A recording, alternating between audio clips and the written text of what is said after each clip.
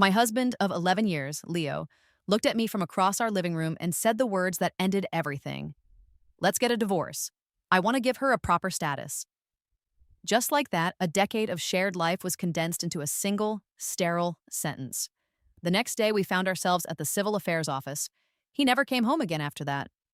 My only window into his new life was through the steady stream of updates they posted on social media, a public performance of their happiness. In response, I quietly began to withdraw all the assistance I had ever provided to his company. I was genuinely curious to see how far he could truly go when he was finally on his own. The day we went to dissolve our marriage was deceptively beautiful. The sky was a brilliant, cloudless blue, the sunlight was warm without being harsh, and a gentle breeze rustled the leaves on the trees. As Leo and I walked into the civil affairs office, a gust of wind blew a strand of my hair across my face. He instinctively reached out and tucked it behind my ear, a familiar, unconscious gesture from a lifetime of habit. A staff member, witnessing this small moment of apparent tenderness, smiled warmly and directed us toward the marriage registration counter. "I'm sorry, we're actually here to file for divorce," I said, my voice even. The employee's smile faltered, their eyes widening slightly as they exchanged a confused glance with a coworker before ushering us toward a different, much less cheerful part of the building. Inside, the clerk asked us the standard question, the reason for the divorce. Leo pursed his thin lips, remaining stubbornly silent, so I filled the void for him. "The relationship has broken down due to incompatibility in personalities. It's the universal placeholder, the polite fiction everyone understands." The truth was far less anodyne. Leo had found someone else, a girl from the coffee shop downstairs from his company, and he was consumed with a reckless devotion to her. He was her chauffeur, her nursemaid when she was ill, her benefactor at campus events. He wrapped her in designer clothes and showered her with flowers, a constant public display of affection. As for my reason for agreeing so readily, it was simple. I have never been one to pick up someone else's discarded trash. The staff member looked down at our slightly worn marriage certificate and launched into a routine speech about thinking things through and remembering the years we had spent supporting each other.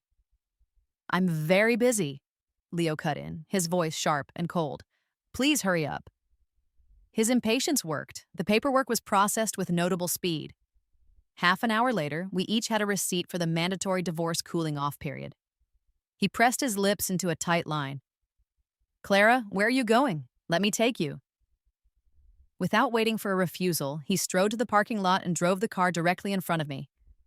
My hand went to the passenger door handle automatically, a muscle memory from thousands of trips together. But then it hit me. We were not husband and wife anymore.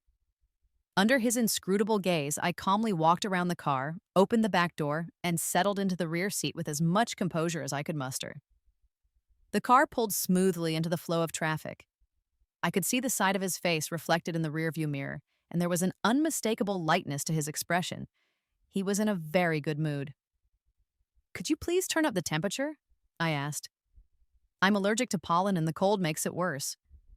He silently passed a package of tissues over the seat. We grew up together. We had known each other since we were children, dated for 4 years, and were married for 7. He knew perfectly well that I have no allergies. "Clara," he began. "Mr. Vance," I interrupted, "please call me Miss Cole or Clara Cole." He paused. "All right, Clara Cole, I'll tell both sets of parents about our divorce." It was typical Leo, always assuming control over my life, making decisions for me. This time was no exception. He wasn't always this way. As a little boy, Leo was tiny, a skinny, shy kid who was terrified of strangers. In kindergarten, he was a magnet for bullies. I was the opposite. Outgoing, fueled by a child's pure sense of justice, and a bit of a troublemaker. His mom always made the most delicious snacks and would share them with me, so I felt a certain responsibility for him. I vividly remember climbing onto the kindergarten's little broadcast platform, my short legs struggling, and announcing to the entire preschool, "Leo is under Clara's protection." That declaration gave him a shield, allowing him to navigate his early school years in peace. He grew, gradually becoming the handsome, popular boy in middle and high school. I saw him as my brother, but he was the one who pestered me relentlessly, tutoring me in math every single day, insisting that I had to attend the same university as him. I did, and he became the campus heartthrob there too, and a walking, talking roadblock to my own love life. For 4 years, not a single boy dared to confess his feelings to me. On graduation day, he orchestrated a grand gesture. He took me to the school's science museum and, with the help of his friends on the student council, had them turn off every light in the building except for the massive star projector on the ceiling. It felt like we were floating in our own private universe. He held my hand, his palm clammy with nerves. "Clara, will you marry me? I swear on my life I will treat you well for the rest of my life." Back then, I didn't hesitate for a single second. Now, sitting in the back of his car, I didn't hesitate to refuse his help. "Mr. Vance, that's my business. No need to trouble yourself. I'll handle it." The formal, distant tone made him furrow his brow. After a long silence, he asked with a half smile, "How do you plan to explain it?" When I stayed quiet, he laughed, a short, mocking sound. "Clara, don't tell me you're regretting it now." That finally made me look up from my phone. "What? Can you focus on driving and not get distracted?" And I told you, I'll handle it myself. The last thing I want is to die in a car wreck with my ex-husband on my very first day of freedom. My undisguised indifference made his hands tighten on the steering wheel until his knuckles were white. Just then, his phone, connected to the car's Bluetooth, began to ring. The ringtone was an obnoxiously sweet love song popular with teenagers. He answered it. A girl's sugary voice flooded the car, complaining coquettishly that she had classes all day and still had to work at the coffee shop and that she was starving. Leo glanced at my reflection in the mirror, and seeing no reaction, he smiled into the phone. "I know my dear is hungry. I'll go buy your favorite seafood porridge and crab roe buns now, okay?" The call was a performance of sickeningly sweet affection. As soon as he hung up, I pointed to the upcoming intersection. "You can drop me off right here." The black car pulled to the curb. The instant I was out, it sped away, leaving me in a cloud of exhaust. He seemed desperate to get away.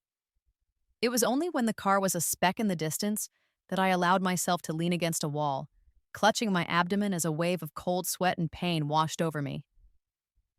2 months ago, Leo had called me in a panic, saying he'd forgotten a critical document for a meeting. I grabbed it and drove straight to his company.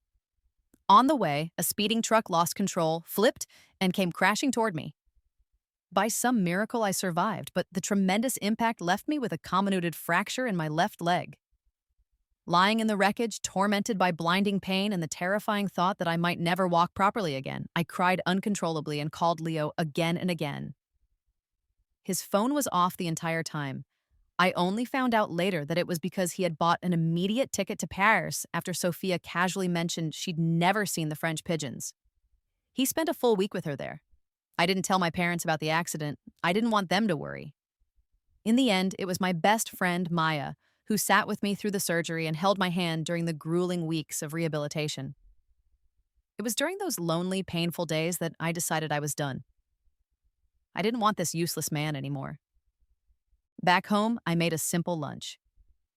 As I was leisurely finishing my meal, a message from Maya buzzed on my phone. "Clara, you haven't even officially divorced him, and he's shamelessly celebrating with his mistress in public. Does he have any shame at all?" Attached to her message was a photo.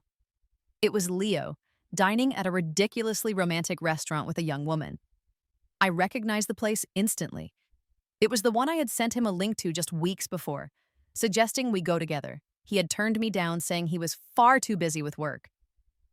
A bitter, acidic feeling rose in my throat, and in that flash of nausea, I thought of something. The very next day, I got up early and went to the hospital. Looking at the test results, the doctor smiled kindly at me. "Congratulations, Miss Cole. According to the examination, you are 13 weeks pregnant. That's 3 months." I sat in stunned silence for a long while. Then I found my voice. "Please schedule the procedure for me." In the early years of our marriage, Leo and I couldn't bear to be apart. We both wanted a child so badly, but year after year passed, and despite no medical issues, it never happened. Now that we were over, it finally comes. It was just cosmic bad luck, arriving at the worst possible moment. Just as I stepped out of the consultation room, I saw them.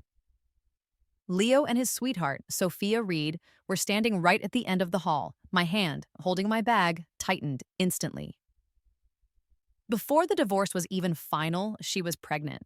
Sophia's first reaction on seeing me was to scurry behind Leo for protection, as if I were about to physically attack her.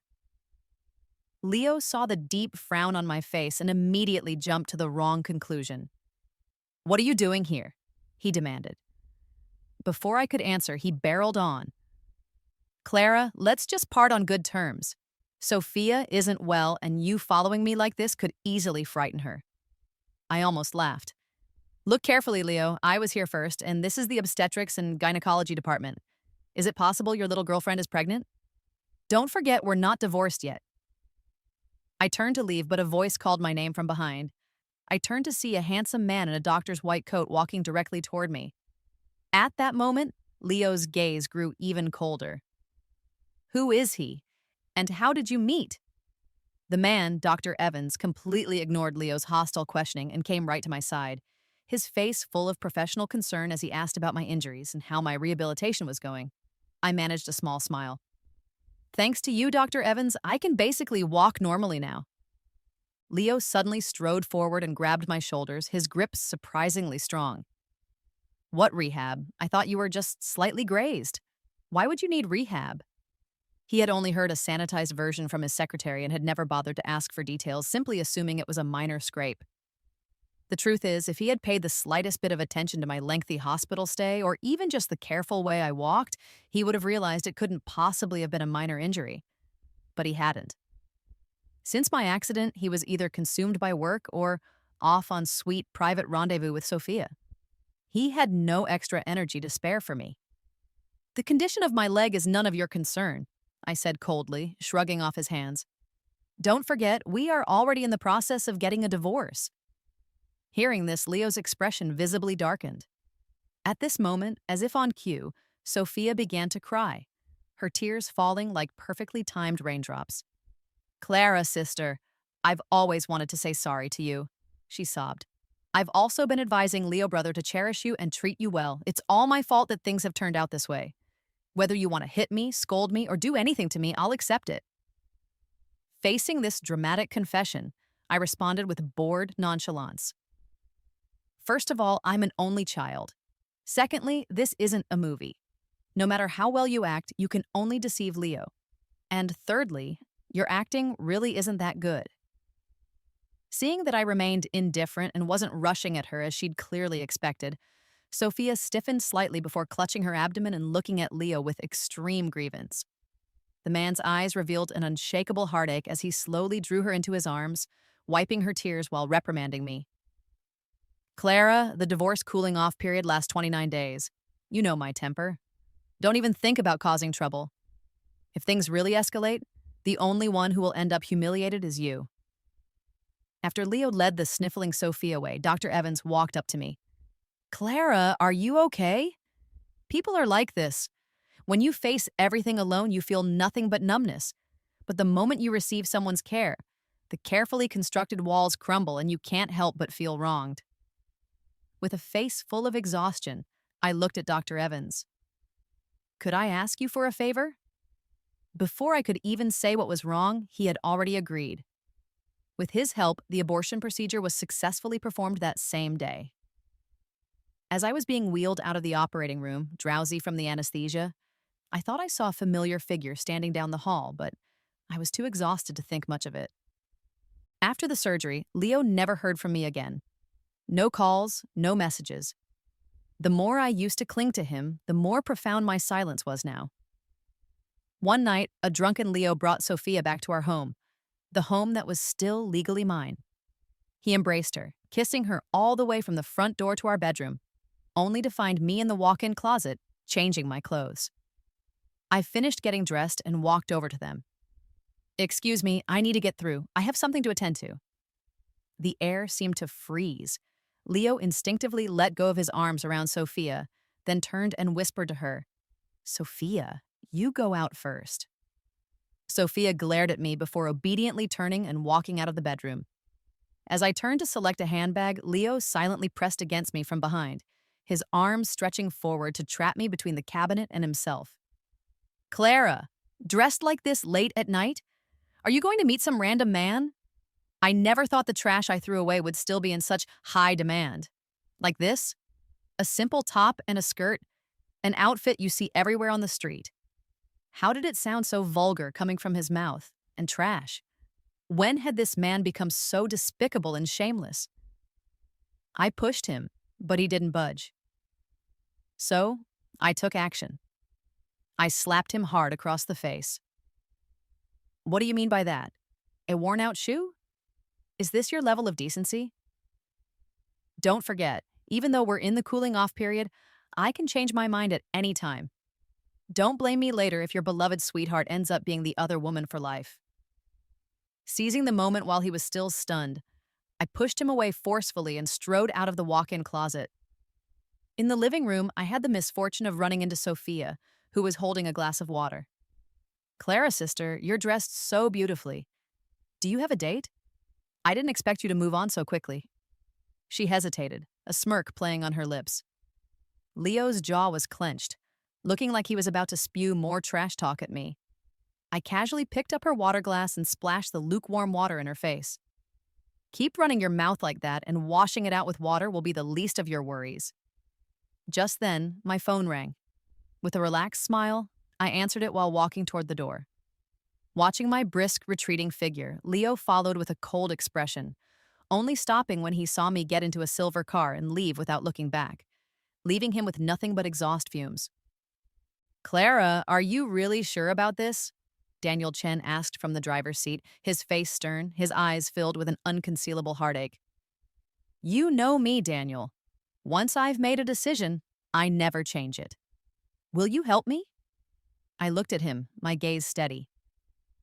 Daniel lowered his head with a light chuckle, then unconsciously tightened his grip on the steering wheel. His gaze was fixed ahead, his voice soft but his tone resolute. You know, Clara, I would never refuse any request of yours. I'll help you. The car stopped in front of a bar. He opened the door and we went inside. The atmosphere in the private room was lively. Clara, what took you so long? We've all been waiting for ages. Exactly. You organized this gathering, but showed up last. You owe us a penalty drink. I walked in and took my seat comfortably, readily accepting the challenge. These people were my capital, my connections, and also the reason why Leo's company was able to grow in the first place. This room was filled with friends whose relationships I've maintained for years. Some I met in school, others after Leo started his business. There's just one thing they all have in common. They are all clients of Leo's company, his golden patrons. The only difference is whether they were in the past or are currently. Seeing the atmosphere was about right, I stated the purpose of the gathering. Leo and I are divorced. The private room fell into complete silence instantly. Someone quickly stepped forward to turn off the music. How could that be? You've been in love for so many years, someone exclaimed. Clearly recalling the saying about the 7-year itch, I spoke with an air of indifference. He cheated. He went to the Civil Affairs Bureau with me. His little bird is pregnant. The room erupted in chaos, with some cursing Leo and others defending me. I didn't care anymore. All I wanted now was to see him return to how he was before me without my help. It wasn't exactly revenge. I just wanted to see what he would truly be like if he'd never had my help from the start. Previously, his company relied on your help, I said to the room. But from now on, that's no longer needed. Stop all of it. They naturally agreed. After all, the assistance was always given out of respect for me. When Leo started his company in college, they naively believed a good product was all they needed. When the game was almost done, they hit a wall. To turn a profit, they needed promotion and distribution, which required professional business negotiations. But Leo and his partners were tech guys. Asking them to haggle with clients was like asking for their lives. During that time, Leo wore a constant frown. He tried to hide his stress, but I could see the anxiety eating him alive. I couldn't bear it, so I told him to focus on the game and leave the rest to me. At first, he declined, but as the company burned through cash with no income, he grew desperate.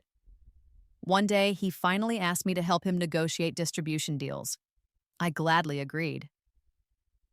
In truth, I had already started researching potential partner companies.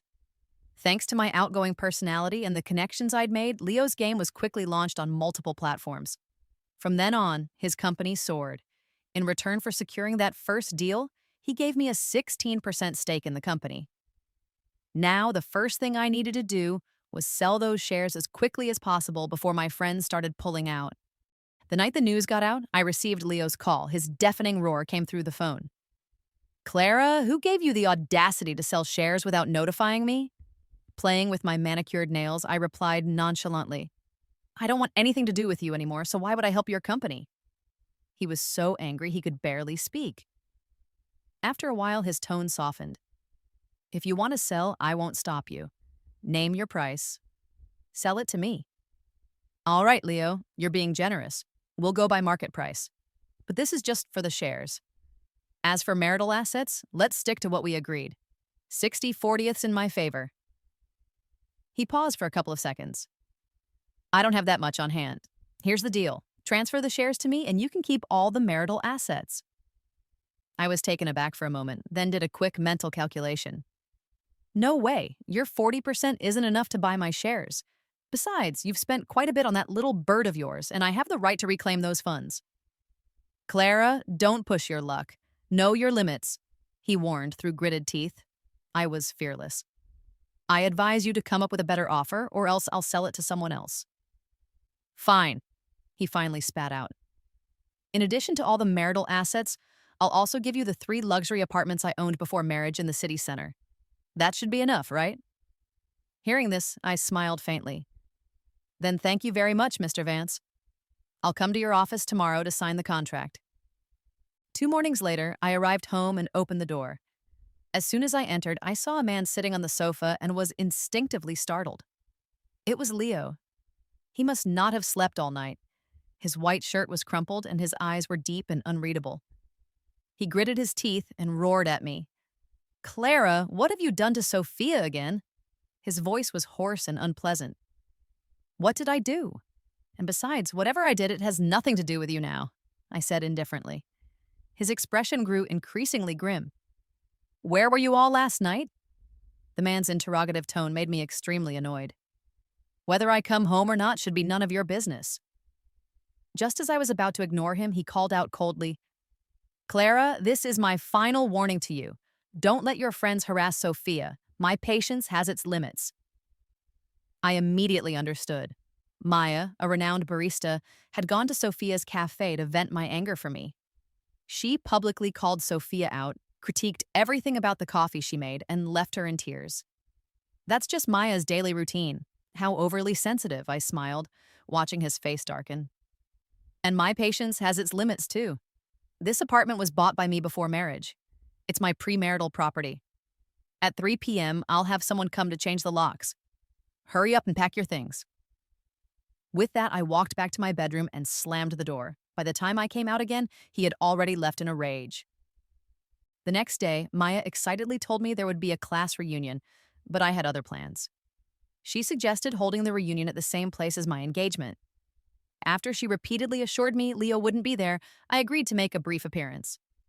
But as I pushed the door open, I was met with the sight of that cheating couple. Sophia was clinging to Leo's arm, full of petty triumph. During university, Leo and I were the campus power couple. Our wedding after graduation was known to everyone. Now, in front of his former classmates, he and Sophia were inseparable. My relationship with our classmates and teachers is much better than his, however. An old teacher saw me and walked over. Clara, what's going on with you two? Teacher, Leo cheated on me. It's the one he brought. I divorced him. The teacher and students exchanged glances. The classmates chatting with Leo and Sophia immediately turned cold-faced. Leo never expected me to say it outright. He glared at me furiously. I gave him a slight nod in response, then turned away and continued laughing with my friends. When it was time, I excused myself. Just as I stepped out, someone grabbed my arm. It was Leo. Did you have something to do with the company's current problems? Oh, have they already started taking action? I replied coolly. What does your company have to do with me? I've already sold you the shares, now you're trying to pin it on me? He was taken aback. I have other matters to attend to. Oh, by the way, tomorrow is the last day of the cooling off period. Let's meet at the Civil Affairs Bureau at 10 a.m. With that, I turned and headed to another private room. As soon as I pushed open the door, I heard Daniel's greeting. Clara, we saved a seat for you. Come sit here. The day we got our divorce certificate was much like our wedding day. Early autumn, pleasant weather. As we stepped out, we saw Sophia waiting eagerly. She immediately approached Leo, as if hoping to go right back in and get married. I walked towards Daniel, who was waiting for me. Sophia saw him and her face fell. Is that Clara's sister's boyfriend? Did she get a boyfriend right after the divorce? She muttered. I stopped, turned, and walked towards her. I then slapped her hard across the face. Being the other woman is your choice, but don't assume everyone else is like you. Keep your little bird in check. I'm not one to show mercy. Then, ignoring Leo's ugly expression, I turned, got in the car, and left. In the car, I told Daniel not to hold back on my account anymore. It was time to pull out completely. In less than a month, I saw the news. Almost all of Leo's company's sales staff resigned. Operations were nearly at a standstill. Another half-month passed. Returning home from dinner, I saw a figure at my doorstep. It was Leo. Clara, you're back. How have you been lately? Stop, Mr. Vance. What brings you here? I interrupted. He seemed dazed. Clara, was it you who did this to my company? What happened to your company? Can you stop blaming me for everything? Please leave. I was about to go inside, but before I could close the door, I heard him say, Sophia broke up with me. His voice was hollow. She took a large sum of my money and ran away. She also aborted the child. I've reported it to the police. My hand paused on the door. What does that have to do with me? There's no need to tell an unrelated person about your matters. I paused. Oh, by the way, Mr. Vance, we ran into each other at the obstetrics clinic that day, and you asked me why I was there. Leo froze as if realizing something. His eyes reddened as he looked at me, unable to utter a word. Then I closed the door. His final words came through it. Are we really never going to be possible again? What was he thinking? I'm not a masochist. I never saw him again after that. I only heard about him from others. Sophia was discovered to be a habitual fraudster and was sentenced to 20 years. Leo's company declared bankruptcy, and he himself disappeared. Later, I heard from Daniel that Leo returned to our old compound and used his last $200,000 to buy a burial plot. He erected a cenotaph for our child. He insists it was a daughter. I heard he goes to the cemetery every day. I heard his parents introduced him to countless blind dates, but they always lost interest upon learning of his infidelity. I heard he has been silent and withdrawn. I heard his parents moved away. I heard that gradually there was no more news of him. In the 3rd year after my divorce, I accepted Daniel's pursuit. A year later, I married him. The wedding was grand. This is my 2nd marriage. Aren't you afraid people will laugh at you for making it so extravagant? I played with his ear. Daniel nestled in my arms. You're remarried, but this is my 1st marriage. Let's do it like a first wedding. I'd like to see who dares to laugh. He was so playful now. Why are you so mischievous? You weren't like this before. I smiled. Before we were together, I always had to put on an act, he said with conviction. Now that I've got you, why should I pretend anymore? At the wedding, I think I saw Leo.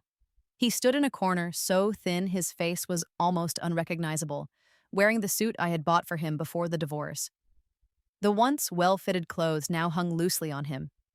In his hands, he held a bouquet similar to the one he had used when proposing to me. When I looked back again, there was no one there. Maybe I was mistaken.